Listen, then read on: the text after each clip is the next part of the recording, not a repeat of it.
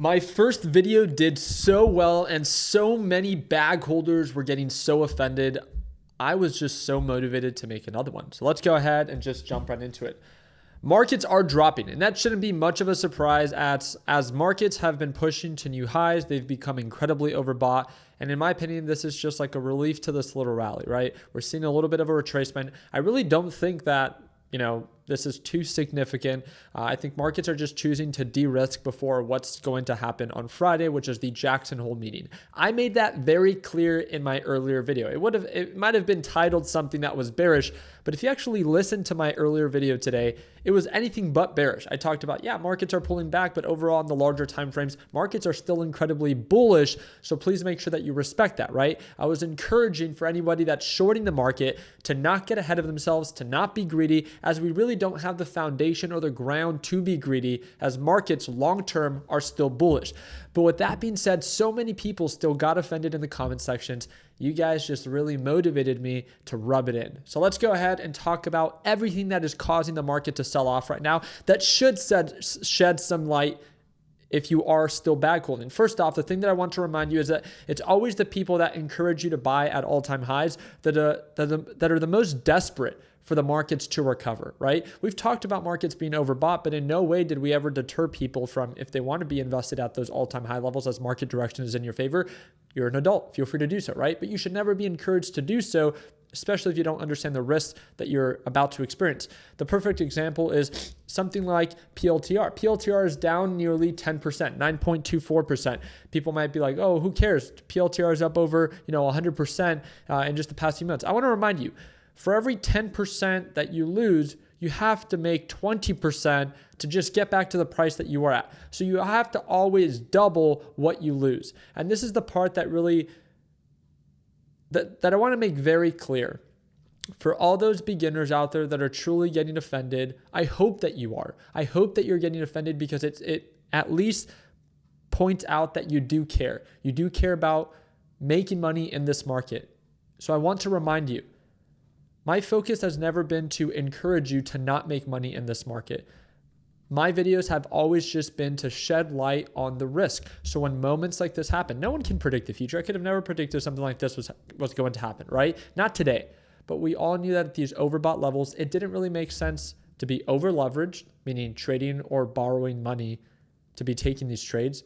So then when direction does go against you, think about this. You're borrowing money to lose more money. And this is always the common, I would say, criteria for bag holders, is that they win a little bit of money, markets continue to push up, they get FOMO, they leverage, they become more aggressive at these overbought levels, and then market turns against them, they buy the dip, market continues to sell off, and then market fully reverses on them, and then you begin to get margin called.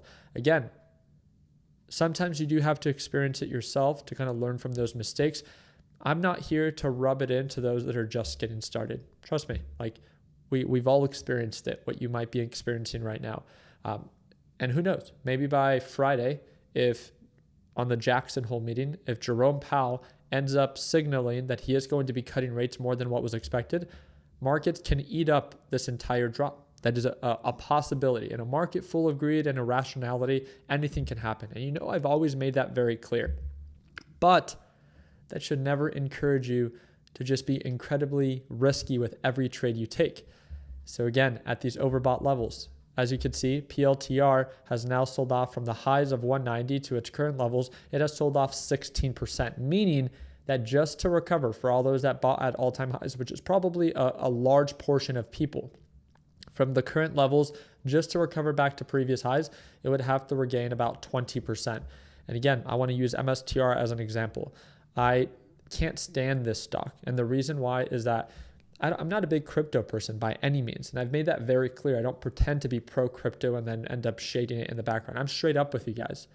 But at the end of the day, that if you're going to try to invest in an asset, right, asset Bitcoin, invest in the asset itself. Buy Bitcoin. Why would you ever buy this bullshit company, MicroStrategy, that literally just borrows against your shares at 0% interest and dilutes you as they do more share offerings?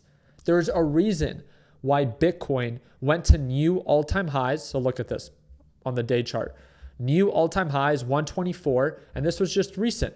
This was, what was it, August 13th, right? New all-time highs, but MicroStrategy hasn't made new highs since last year. Make that make sense. They're going to come out with every excuse on why this is happening, but I want to remind you, we've told you this from the beginning. We've told you this since last year. MicroStrategy is a Ponzi loop. They're using your money to buy Bitcoin. Why just not cut out the middleman? If you want exposure to Bitcoin, then buy Bitcoin itself. You're not gaining any more leverage investing into this bullshit stock. It's not a Bitcoin ETF. Whatever it is that they try to feed you, it's a tech company. And it's a tech company that loses hundreds of millions of dollars every single year. And again, all they continue to do is they borrow against your shares at 0% interest. Michael Saylor has said it before. Even if MicroStrategy goes to zero, he still doesn't have to pay back that debt. It's 0% interest. Again, everything is easier when direction is in your favor. But as soon as things begin to turn against you, then you begin to kind of feel the pressure.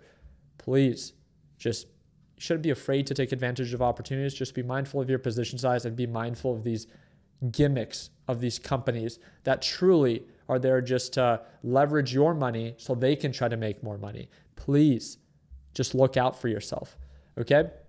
And I wanted to point out MicroStrategy, obviously, with the insane retracement that it's recently had from the highs that it's dropped of, 457 to its current lows. It's lost 26% of its value. So for MicroStrategy, just to recover to previous highs, it would have to recover 33%. I love that. Again, more stress to come. PLTR dropping, just like we said. NASDAQ market is dropping a little bit, but as you can see, like I said, markets are still incredibly bullish, and I want to respect that. We will find out on Friday if it's going to be a turning point or just another dip by opportunity for more investors so we push to new highs. New all-time highs is still a possibility. Let me make that very clear. I'm never, even in today's earlier video, I made it very clear that markets can fully recover. I tried to be very level-headed about this, but it's insane that as soon as market direction begins to turn against you, you start to get super offended. I want to remind you, the lack of success that you're experiencing in this market is solely the person at fault, and that's you. Look in the mirror. Ask yourself, what could you have done better? Could you have mitigated your position size a little bit better, been less aggressive, used less leverage, right? Reduced your exposure to your position at those overbought levels so it wasn't inherently risky. But again, no one likes to talk about that because markets keep pushing higher and higher and higher. But then it takes moments like this to kind of cause a little bit of a reset. And then everyone's like, well, I'm just going to, buy into this dip and markets have to recover. And well, I hope for your sake that they do. I really hope that on Friday markets do end up recovering and you can make a ton of money if they make new highs. But if they don't, you might be in some deep water, right? So I'm very excited to follow up, and I'm just here to remind you, I wanted to be snarky in today's video, and I feel like I started off that way. But I know some of you guys are experiencing this market for the first time, and for those that are not and that continue to make the same mistake over and over again, maybe it's time to hang it up, right? But for those that are learning from their mistakes and are willing to, I think that's the biggest thing. There's no such thing as a perfect trader. No one ever could have predicted this market pullback, just like no one can predict the overall, peak of the market. Your job is to be mindful of overbought and oversold levels, to be considerate of risk, not to think that you're going to avoid it every single time. Your job is to manage it as a trader and as an investor. And the more that you feed into the BS of markets have to continue to push to new highs every single time, even when all the red flags are there, then again, moments like this will humble you, right? The last thing that I quickly want to share with you is what has been shared already is that Fidelity sells 17,000 Ethereum worth $74 million, and Blackrock has sold 19,000 Ethereums, which is $82.7 million. And then there's obviously a comparison of overvalued companies like PLTR in comparison to UNH. Again, all the red flags are there. I think a lot of people that are not super biased can clearly see the red flags of, hey, this isn't a time that you need to be scared about being invested. I have a ton of money invested long-term, but I'm not leveraged, and I'm definitely not in a position where if markets do pull back, I'm able to buy into the dip and I'd be excited for it, right? I'd welcome it. And that's the biggest thing is if markets do pull back, are you all in and you have no more money to buy the dip? maybe something to take into consideration. Or are you well positioned that even if markets do dip, all you're going to do is, buy into that and then wait for the markets to recover, as again, markets are more bullish than they are bearish. I love talking about both sides, but by talking about both sides, you can't be afraid to highlight the risk, as there's risk in everything. So I wish you guys nothing but the best. And for those that still get offended anytime that I highlight risk, I want to remind you that this is my channel and all you can ever do is just continue to watch. So I appreciate your time. I hope that your thumbs up. Please consider subscribing. And for those that want to watch me trade live as soon as tomorrow, second link in the description down below. And I'll see you tomorrow at market open at market open for our live trading session. Like always, let's make sure that we end the year on a green note. Take care, team.